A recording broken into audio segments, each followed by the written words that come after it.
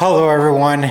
I had to make this video because yesterday I was driving home in the RX-7 and the sun was setting. It was one of those like sunsets that like are super long and pretty and like orange and everything. And I was driving into it and this thing was making all the right noises. I'm talking about the rotaries and the turbos and the blow-up valve and the air intake.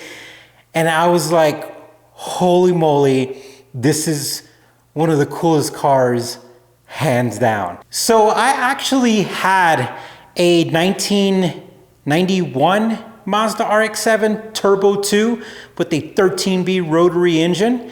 So it was a single turbo version of this, but not as intense and definitely not as fast. But when I bought the car, little did I know, the owner who sold it to me said that he had a boost controller.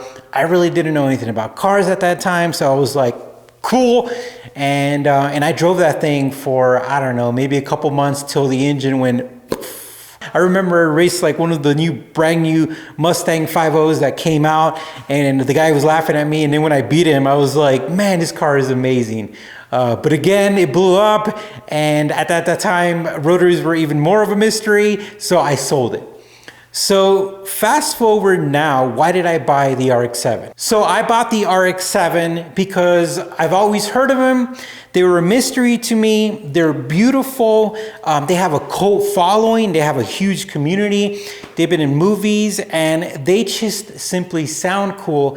And pretty much like reputation goes for people, I've always just heard great things about these cars. Of course, I heard about mechanical things and rotary things, but the overall experience has always been positive. So the crazy thing is that I feel like I'm a stock investor, but for cars, I'm not buying cars to invest in them, but I always like to pick the best car in the market that's undervalued.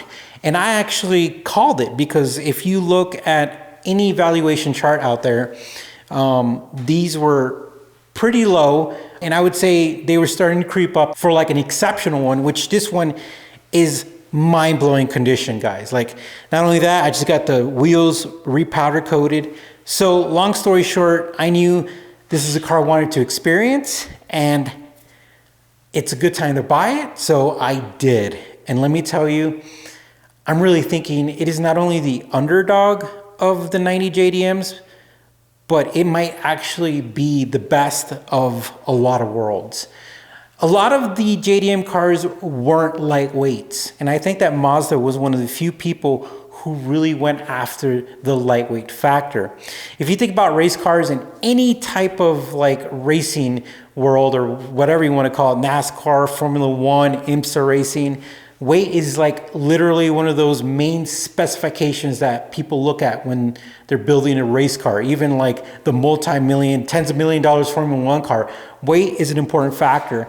And I really think that Mazda did that with this car because, I mean, it is literally in this room alone, it is the only car with the 50-50 weight distribution. And I think it's so special because, again, the experience you get, it's so wild. And also these cars force you to learn about the engine and learn, you know, they make you learn mechanical things and technical things. And I feel like not many cars do that. I feel like we're either looking for reliability or a super build, but this is the car that doesn't give you that option. Like, almost any other car, you could just drive it and do your maintenance. This is a car that when you own it, you have to learn about the rotary engine. You have to learn how to properly maintain it, how it operates, and you just have to make sure that you're involved. And when you do that, I feel like it's a little more special as an owner.